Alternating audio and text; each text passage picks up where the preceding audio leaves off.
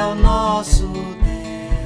Irmãos, vamos lá, né? Hoje eu vou trazer um estudo baseado em Lucas capítulo 5, verso 37. E ninguém põe vinho novo em odres velhos, pois o vinho novo romperá os odres, entornar-se-á o vinho, e os odres se estragarão. Pelo contrário, vinho novo deve ser posto em odres novos, e ambos se conservam. Ninguém, tendo bebido o vinho velho, prefere o novo, porque diz, o velho é excelente. Vamos lá, né? Irmãos, então o texto que eu li aqui, Lucas capítulo 5, verso 37 ao verso número 39. Né? Então, o tema, nossa fala aqui nesta noite, Jesus, o vinho novo, uma nova perspectiva de ver a vida. Jesus, o vinho novo. Né? Alguns ainda têm alguns conflitos com a questão do vinho, né? Interessante que o primeiro milagre que Jesus Cristo fez foi onde? Nas bodas de Caná, onde ele transforma a água em vinho. Né? E alguns que estão ali presentes na casa ficam até espantados porque Jesus transforma a água em vinho. E ao final falam, olha, esse que está sendo servido por último é melhor do que o primeiro. Né? A questão é, irmãos, a Bíblia fala do vinho sem constrangimento, o Senhor é criador de todas as coisas, a grande questão é o mau uso ou o bom uso de cada situação. Né? Então aqui nós temos essa descrição, onde o próprio Jesus faz o uso da figura do vinho para trazer uma lição, um ensinamento. Tá bom? Então, no ensino de Jesus, aqui, ele está falando isso, né? E ninguém põe vinho novo em odres velhos. Né? O que é isso? A questão do vinho, o vinho ele era guardado num recipiente, como se fosse uma bolsa, um pele de carneiro, né? E aquele recipiente preparado retinha o vinho, né? Só que a gente sabe que o vinho, com o tempo, ele passa por um processo de fermentação. Né? E a fermentação é uma química que acontece no processo em que vem um processo de acidez, e essa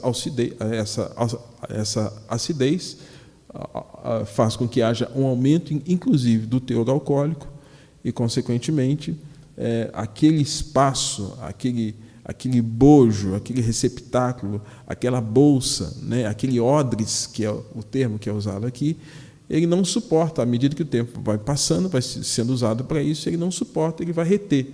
Né? Eu não sei se as irmãs aí já tiveram aquele coador que usou muito tempo, você põe o pó de café, põe lá, depois você vai coar o café, sai mais pó do que tudo, né? Às vezes a gente tem essas histórias em casa, né? E principalmente naqueles tempos difíceis, né? Eu acho que todo mundo já passou por isso, minha casa já passou por isso. E tempo lá que o coador não coava nada, né? Porque já estava gasto, né? Gente, que lição que a gente pode tirar disso aqui? E tem uma outra lição que Jesus usa aqui, nesse texto, quando ele fala de roupa. E certamente aqui na igreja a gente tem a Lu, tem a Gedalva aqui, que são costureiras, outras irmãs aí que mexem com costura. Né? Quando ele fala que ninguém põe remendo novo em pano velho. Então ele traz duas ideias mentais, a do vinho e do pano, né? E com isso ele quer trazer um ensino, tá bom? Então vamos lá. Veste nova. Seria uma tolice estragar uma veste nova para tentar remendá-la com um pano velho. O contrário também, né? O contrário também. O que a gente precisa aprender aqui nesse texto, que Jesus quer fazer uma alusão da veste velha com a lei, o Velho Testamento. E a veste nova está relacionada à nova dispensação. E quando eu falo de nova dispensação, a partir do instante que Jesus Cristo vem, você se lembra que João Batista pregava: arrependei-vos, porque é chegado o reino dos céus. E Jesus atestou a palavra de João Batista falando a mesma coisa: olha, se arrependo porque é chegado o reino. E o reino de Deus é chegado quando Jesus nasce. No entanto, Isaías capítulo 9, porque um príncipe se nos deu, um filho nos nasceu, o governo estava sobre os seus ombros, seu nome será Conselheiro Maravilhoso, Pai da Eternidade, Príncipe da Paz. Então, quando Jesus Cristo nasce, gente, o governo de Deus se instaura na terra. Presta atenção. Quando Jesus Cristo nasce, então, o governo de Deus se instaura na terra. E antes de Cristo vir, ele tinha dado, primeiro, para Adão e Eva, a lei, e essa lei foi não comam da árvore que está no meio do jardim, do conhecimento do bem e do mal. Eles desobedeceram, pecaram. E depois Deus, então, dá o que a gente chama de Torá. O que é a Torá? Quais são os 5 primeiros livros da Bíblia? Você lembra quais são? Gênesis, Êxodo, Levítico, Números, Deuteronômio. Esses 5 livros, eles formam o que a gente chama de Pentateuco. Penta 5, né? Pentateuco. Os 5 livros do testemunho de Deus no contexto do Velho Testamento. Esses 5 livros, na língua hebraica, são chamados de Torá. Torá. Na tradução, se chama lei. Então, lá no Velho Testamento, Deus deu a Torá, a lei, que são o Pentateuco. E na Torá tem 2 leis internas embutidas ali. Uma chamada lei moral, e a lei moral está lá em Êxodo 20, você lembra? Não terás outros deuses diante de mim, não farás para ti imagem de escultura, não as adorarás, nem lhes darás culto. Aí vai fazendo aquela lista lá, que são os chamados 10, chamado de decálogo, 10 mandamentos. E dentro ainda do Pentateuco tem o livro de Levíticos. O livro de Levítico é um livro normativo, porque é um livro que vai mostrar o quê? Que o povo precisava adorar a Deus, mas não podia adorar de quê? Qualquer jeito. Não podia adorar de qualquer jeito. Então Deus deu o livro de Levítico para que o povo pudesse adorar a Deus da maneira correta. E se você já leu o livro, é um livro minucioso demais, minuciosíssimo, cheio de detalhes, cortinas, sobrepeles, a roupa do sacerdote, o templo, então, tabernáculo, muitos detalhes. E tudo ali tinha que ser obedecido à risca, porque era adoração a quem? A Deus. Ok? Então, a gente tem no Velho Testamento o quê? O Pentateuco, e dentro do Pentateuco a gente tem a lei moral, né? E a lei cerimonial. Isso tudo a gente chama de Torá. São os 5 livros da lei. Tá? A Bíblia vai mostrar que Jesus, ele não veio para revogar a lei. O que é revogar a lei? Revogar é como se fosse o seguinte: fazer mais leis em cima daquelas leis que já existiam. Jesus Cristo não veio fazer isso. Ele não veio, em cima dos 10 mandamentos, colocar o 11º. E em cima da lei cerimonial, que era para o culto, colocar mais coisas. Ele falou: não, eu não vim para revogar a lei. Eu vim para quê? Cumprir a lei. O que Jesus Cristo fez, então? Ele cumpriu os 10 mandamentos, e Jesus cumpriu também o quê? A lei cerimonial, para o culto. Tudo, ele fez tudo certinho. Por isso que nós cremos que nele, Jesus, não havia pecado, porque ele cumpriu tanto uma quanto outra. Né? Ele não veio para fazer outra, mas ele veio para cumprir. Para viver uma lei que nós, nem você e eu, conseguimos o quê? Cumprir. Está claro? Então, nem você e eu... Gente, 10 mandamentos. A gente não pisa na bola? Não matarás. Tem dia que você quer pegar o outro lá e pelo pescoço, não é?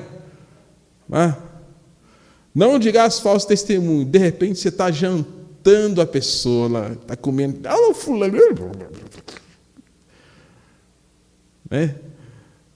Honra teu pai e tua mãe. De repente, está falando mal do pai e da mãe. Nem aí com o pai e com a mãe. De repente, você está cobiçando uma coisa que não é tua. Ali fala, não cobiçarás a mulher do teu próximo, mas, na verdade, cobiça pode ser qualquer coisa. Uma roupa, uma casa, uma posição. Então, a gente erra nessas coisas, não erra? A gente erra.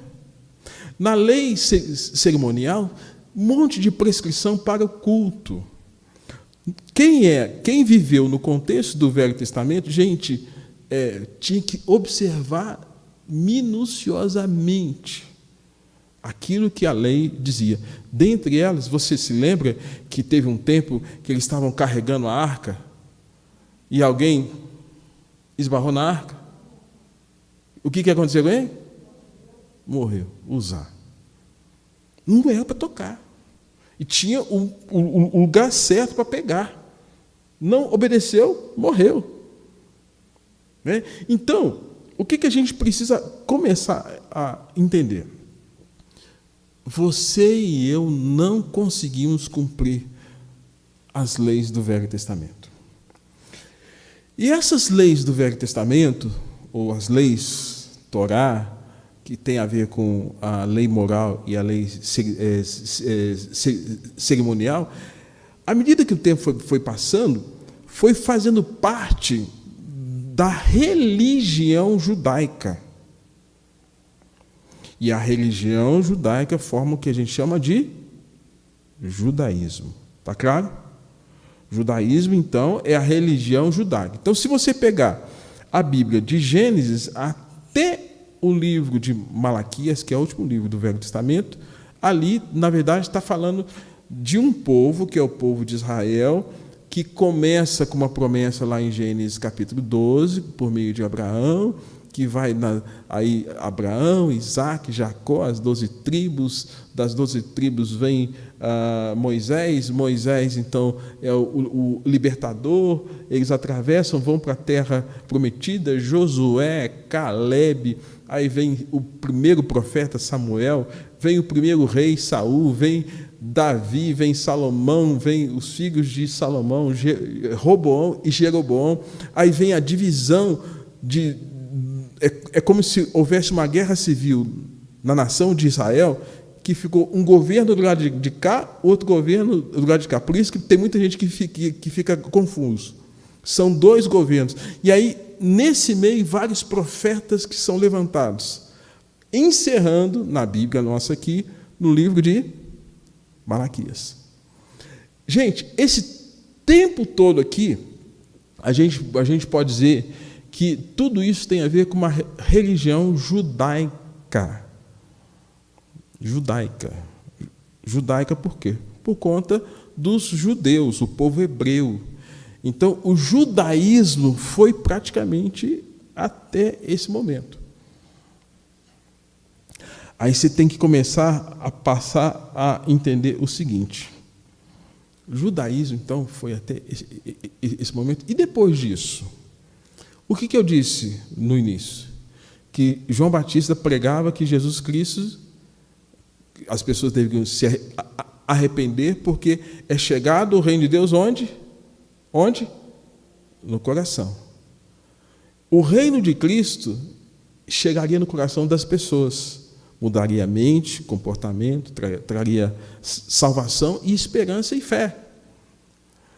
O judeu, que era lá de Israel, ele ficava assim, não, nós aguardamos um Messias que vai vir para tirar a gente de uma dominação do Império Romano, porque naquele tempo, alguém aqui já assistiu um filme chamado Alexandre o Grande? Quem já viu? Se não viu, recomendo. Tá? Você vai entender um pouquinho da história. Alexandre o Grande, ele foi um grande conquistador, conquistou desde a Europa praticamente toda, a Ásia, inclusive a África. No entanto, a gente tem aí, historicamente, a Biblioteca de Alexandria. Onde é que é a Biblioteca de Alexandria? É na África, porque ele foi um grande conquistador que dominou o mundo da época. E o que aconteceu? Quando Jesus Cristo vem, ele vem,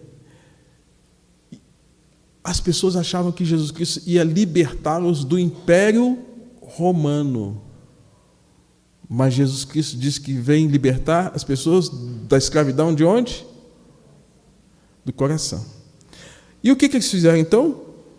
Não aceitaram Jesus. Lá em João fala assim: veio para os que eram seus, mas os seus não o receberam. Então, o judeu que deveria receber a mensagem de Cristo, o que ele falou? Esse Jesus aí que veio num jumentinho, que morreu na cruz, nós não acreditamos nele, não. Nós só acreditaremos no Cristo que vai libertar-nos do Império Romano. Naquele tempo. Gente, vocês sabem qual é o povo mais odiado do mundo? É o povo de Israel. São inteligentes. Sabia que quem aqui os motoristas, quem usa o Waze, já tem aquele aplicativo. Eles inventaram isso. Eles agora inventaram uma cápsulazinha que a gente não vai ter que fazer mais aquele exame de colonoscopia ou endoscopia chato. A gente vai tomar uma cápsula, vai filmar tudo por dentro, vai excretar e você não vê mais nunca mais aquilo, mas tudo que passou dentro de você, naquela cápsula, ele filmou e acabou. Quem já fez exame sabe que é horrível, né? O pré e o pós, é horrível. Eu já fiz várias vezes. Horrível. Eles são muito inteligentes. Muito inteligentes. Tá? E o que acontece? Eles são odiados. Você se lembra que o Hitler mandou matar mais de 6 milhões de judeus? Então, por conta dessa influência deles, eles são ricos, eles são prósperos, eles são inteligentes, era o povo, só que eles não ouviram a mensagem de Cristo. Está entendendo, então, que até o livro de Malaquias nós temos uma religião chamada religião o quê? Judaica. E que agora, quando Jesus Cristo vem e fala assim: agora eu vou implantar o reino de Deus no coração de vocês. Mas ele não vem com uma mensagem de força bélica, de força militar, de poder. Ele vem uma mensagem de poder para mudar a vida. Então tá bom. Quero então que você comece então a fazer uma análise comigo aqui. Nós, igreja presbiteriana, o povo pensa. O povo não aceita as coisas assim, né? E eu, como pastor, eu tenho que fazer você pensar. Não aceita tudo que eu falo de goela abaixo, não. Eu quero que você pense. O presbiteriano tem que pensar. Tá? Exercitar o tico e o teco aí. Tá bom? Então, o judaísmo se concentrava na lei. O judaísmo crê num Deus único. Eles são monoteístas. O judaísmo não crê no Novo Testamento. E se não crê no Novo Testamento, o Novo Testamento concentra a sua história na pessoa de quem? Jesus. O judaísmo não crê em Jesus como Filho de Deus. No entanto, eles aguardam as mulheres grávidas, no contexto de Israel, aguardam que elas pode ser que alguma delas esteja pronta para gerar o Messias. Então, toda mulher grávida lá fica assim: nossa, será que eu serei a mãe do Messias? Não sei se vocês sabiam disso. Porque eles não creem no que veio, mas creem naquele que virá. Tá? O judaísmo foi a preparação do cristianismo. Tá? O cristianismo tem em Jesus o Messias, o cumprimento da promessa de Redentor. Jesus cumpre o que o judaísmo ensina, como disse, Jesus não veio para revogar, ele cumpriu a lei, né? E faz de si uma nova mensagem. Então, preste atenção. Está aqui o judaísmo. Pentateuco, Torá, lei moral, lei cerimonial. Aí, quando Jesus Cristo vem, Jesus Cristo faz isso aqui, ó. Ele entra na frente. Se você quer entender a mensagem de Deus, agora não mais olhar para o Velho Testamento, mas olhar para quem? Jesus. Então Jesus entrou aqui, e quando Jesus entra, ele faz de si a nova mensagem. No Velho Testamento, alguém para ser salvo, sabemos da soberania de Deus, dos decretos de Deus, da eleição de Deus, mas ele tinha que obedecer piamente à lei. Agora, Jesus Cristo vem, ele fala o quê? Quem crê em mim, ainda que morra, viverá. Todo aquele que crê, João 6:47, todo aquele que crê tem a vida eterna. Por que ele fala isso? Lembra que o que ele fez? Duas coisas que ele fez. Ele cumpriu a lei, tá? E ao mesmo tempo, Paulo fala assim,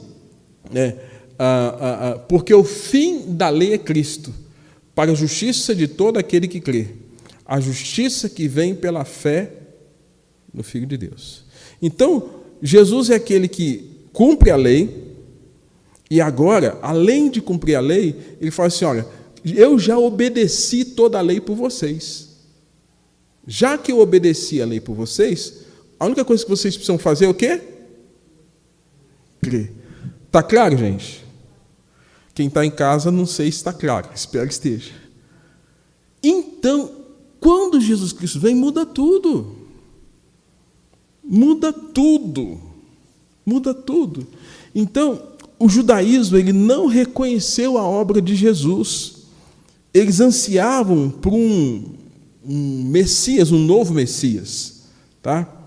E o triste, qual é o triste? Volto aqui as duas mãos representando a lei e Jesus.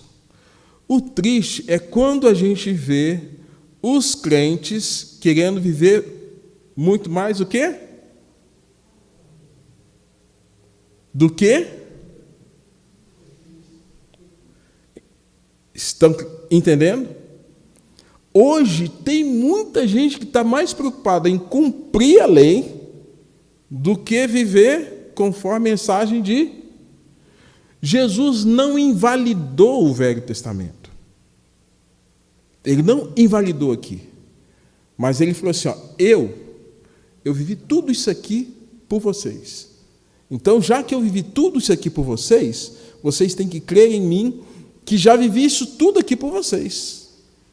É por isso que, comumente, a gente fala assim, o Velho Testamento fala da dispensação da lei. A palavra dispensação significa tempo, época, o tempo da lei.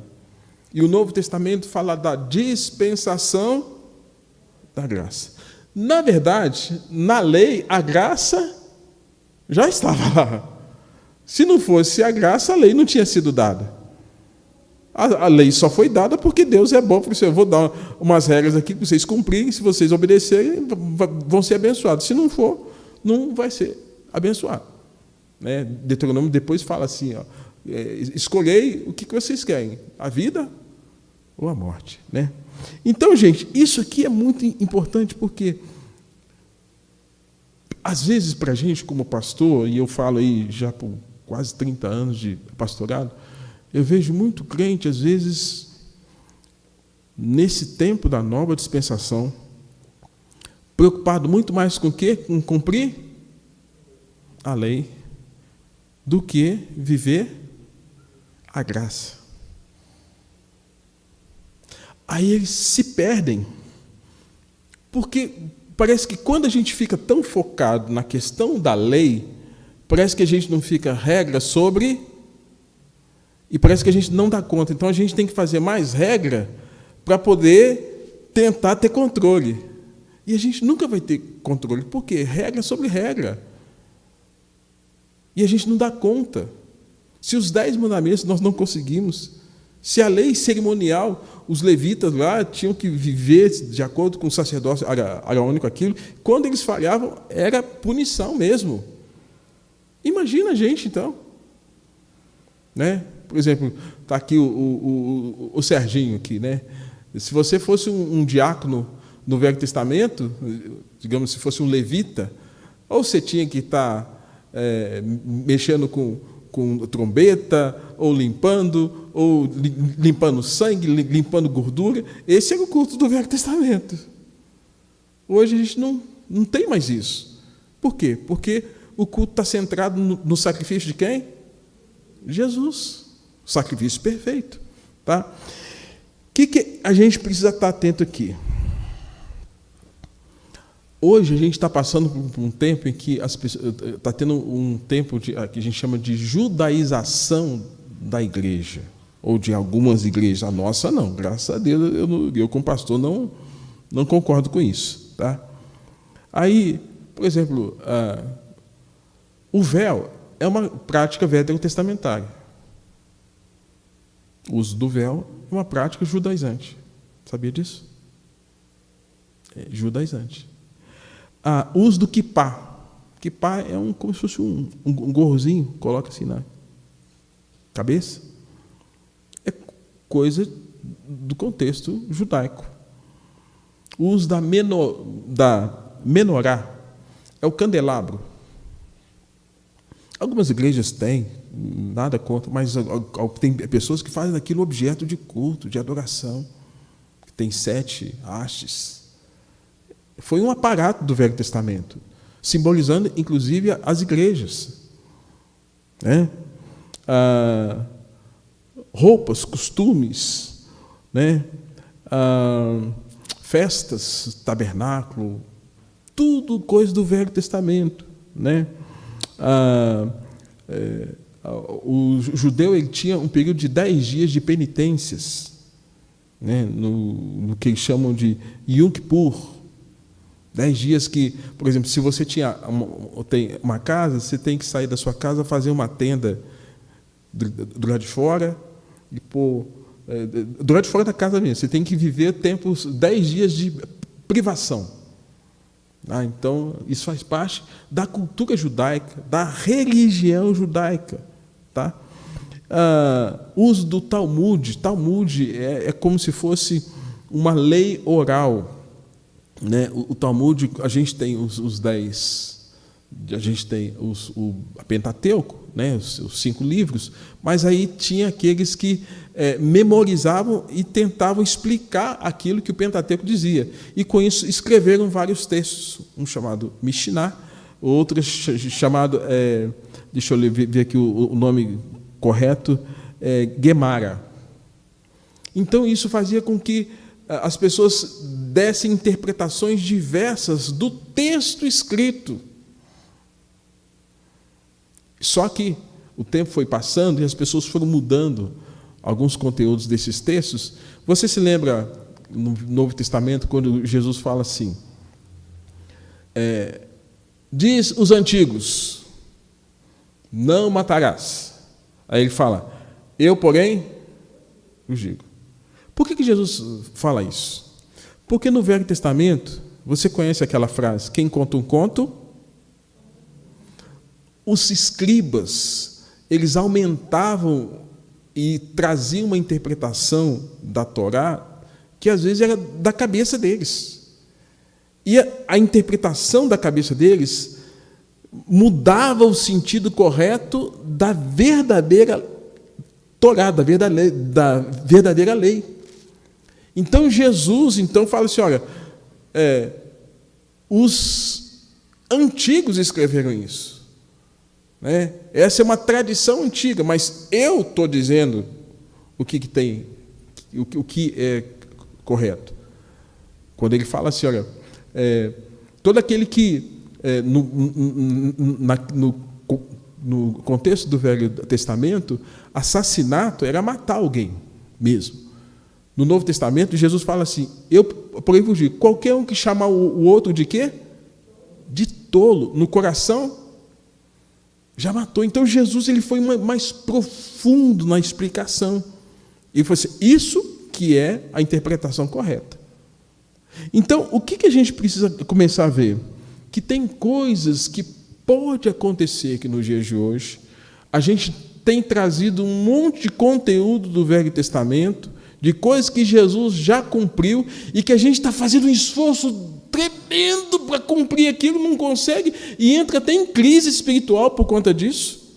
Tem gente que entra em crise porque eu estou tentando fazer isso, não consigo. Não vai conseguir ser pecador, você precisa da graça, do perdão, você precisa de santificação, não é cumprir regra, é viver princípio. E nesse caso, gente, que a gente precisa estar voltando aqui para o texto. O judaísmo ele foi uma roupa, uma veste que até então serviu, mas com o cristianismo e com o ensinamento de Jesus, Deus preparou uma roupa nova. Aí você está começando a entender que não se coloca um remendo novo. Quem seria esse remendo novo? Pergunta aqui para vocês. Jesus. Em pano, e esse pano velho é o quê? O Velho Testamento.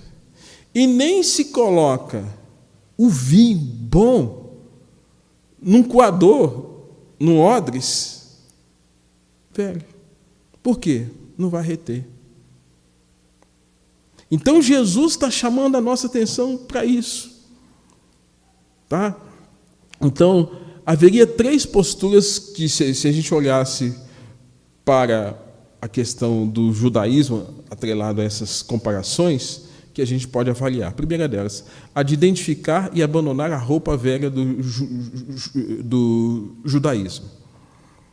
Como religião judaica, ela não mais atendia. É uma roupa velha que você quer pôr, mas não cabe mais. Tá? Segundo, processar a mudança no sentido de não querer remendar a roupa velha, um pano, por exemplo, se a minha camisa aqui rasga, aí essa aqui já está mais surradinha, viu, gente? Já faz tempo que eu tenho. Se ela rasgar, aí eu pego um pano novo, né? Domingo passado eu falei sobre o linho, né? Eu pego um linho novinho, coloco o linho aqui, para cobrir esse remendo. Conserta ou fica mais feio? Ele fala assim, não, essa aqui está velha. Você não coloca um pano novo para remendar uma roupa velha. Tá? Então, e a terceira situação seria reconhecer que Deus quer transformar, aí a gente pode aplicar tanto pessoas quanto situações em odres novos. Tá? Então, esse texto aqui é um texto fantástico, porque nos faz pensar se a gente está carregando um monte de coisa da lei para a nossa vida hoje, sendo que Jesus Cristo já cumpriu a lei. Ele fala, o que você tem que fazer é crer em mim. O que você tem que fazer é saber que eu vivi tudo aquilo por você. É saber que todas as suas fraquezas eu as venci. E por isso, você tem que crer em mim, que sou a solução diante das suas fraquezas. Senão a gente vai ficar imputando regra sobre regra. Não pode fazer isso. Não pode fazer aquilo. O que Jesus fala? Vamos olhar para a fala de Jesus sobre isso. E é nesse sentido, irmãos, que, aplicando aqui para a gente encerrar. Primeiro, abandonar o pano velho. E o abandono da velha forma é o abandono da velha forma de vida baseada nas obras da lei. Abandono do ritualismo judaico, da cultura, costumes, especificamente da cultura judaica, é o abandono da velha vida marcada pelo pecado, é o abandono da tradição separada da nova vida com Deus. Israel havia sido marcada pelo pecado de murmuração, incredulidade, desobediência, retrocesso ao Egito, dar ouvidos aos falsos profetas, viveu um monte de coisa. Só que espiritualmente eles precisavam abandonar essa roupa velha. Eles precisavam abandonar essa roupa velha. Tá? Segundo, é preciso saber que é inútil remendar um pano novo a uma roupa nova. Como é bom receber presentes, né? Não que haja algum demérito em alguém dar um presente usado para alguém, mas quando vamos a uma loja, a um estabelecimento e compramos um presente novo para alguém, pensamos no jeito da pessoa, no gosto que ela tem, na satisfação que ela fica ao receber aquele presente. Esses dias atrás, quando a Sara ainda estava aqui, assim, ela levou alguns presentes lá para a família, docinho, né, tal, e aí o último presente era: o que eu vou dar para o dono da casa lá, né? E aí a minha esposa: não, vamos ver um presente, um perfume. Aí a gente foi lá no shopping, tal, compramos um perfume para ela levar, mas a gente pensou na pessoa e no presente. A gente acha que isso aqui pode agradá-lo, né? E a gente ficou preocupado: será que isso vai fazer com que ele se sinta bem, né? A gente deve ter essa preocupação. Agora, irmãos, Deus também fez isso com nossas vidas. Deus, ele não quer nos oferecer uma roupa velha. Ele não quer nos oferecer um pano velho. Ele quer nos oferecer algo novo. E esse algo novo tem a ver com Ele, a pessoa dele. Ele, né? No entanto, Ele se oferece a nós como um presente. Lembra lá: vinde a mim, vós que estáis cansados e sobrecarregados, e eu vos aliviarei. Tomai sobre vós o meu jugo e aprendei de mim, que sou manso e humilde de coração. Jesus está se oferecendo como um presente. E esse presente é um presente maravilhoso, um presente novo, né? E o presente que Ele nos dá nos traz salvação. Pela graça sois salvos, isso não vem de vós, é dom de Deus. Nos traz perdão. Se pela ofensa de um todos pecaram, pela obediência de um muitos recebem vida, e a obediência de um foi Cristo. A paz como resultado, justificados, pois mediante a fé temos paz com Deus. Receber esse espírito de adoção, o qual nós somos guiados como filhos de Deus. Ele nos dá esse presente do céu, né? Aí Paulo vai dizer que nem altura, nem profundidade, nada poderá separar-nos desse amor de Deus, né? Nada, nem no presente, nem do porvir, por conta desse grande Deus. Então Jesus é esse presente novo que foi dado aos homens. E quando os anjos anunciaram o nascimento de Jesus, você se lembra lá, Lucas, Mateus: glória a Deus nas maiores alturas e paz aos homens a quem Ele quer bem, né? É preciso, então, irmãos, também crer que Deus pode transformar odres velhos em odres novos, capaz de reter o vinho novo. Nós poderíamos fazer uma comparação desses odres como sendo cada um de nós. Esse coador velho, esse coador que não retém mais, não retém a palavra, não retém nada. Deus quer e pode nos transformar, como também nos dar uma veste nova. Às vezes a gente está usando uma veste velha do pecado, da desobediência, da indiferença espiritual. Ele quer nos dar uma roupa nova. Nós sabemos que a revelação de Deus, ela se deu de maneira progressiva. E Deus se revelou em Jesus de maneira plena, totalmente em Cristo Jesus. E quando Jesus é revelado a nós, por meio dele, nós podemos ser, tal qual a Bíblia nos ensina, vasos novos, novo homem, ter nova vida, esperar um novo céu e a nova terra. Então, essa roupa velha, esse odres velho, é como se fosse essa velha vida que não traz significado, que não traz salvação. Mas quando nós temos Cristo, aí Paulo vai dizer, e assim, se alguém está em Cristo, é nova criatura, as coisas antigas já passaram, eis que se fizeram novas. Romanos 6, 4. E aí nós vamos andar em novidade de vida. Então, não seja e nem viva como um odre velho. Não queira remendar a sua vida com um pano novo, sendo que, no geral, é um pano velho. Seja um odre novo e seja alguém que experimente essa vida nova em Cristo Jesus. Concluo, irmãos. Muitas vezes, como eu disse, nós tentamos trazer o Velho Testamento para hoje, mas o Velho Testamento ele tem o seu lugar,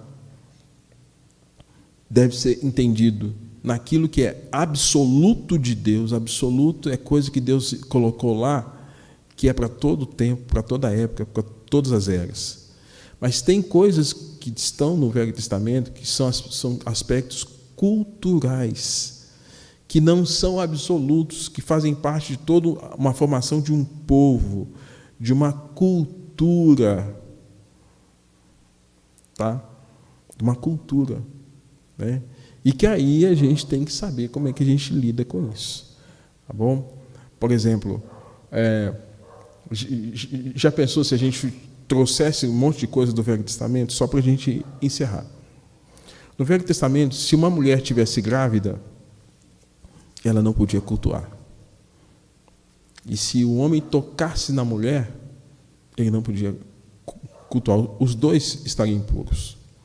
No Velho Testamento, se uma mulher tivesse em ciclo menstrual, menstruação, ela não podia cultuar.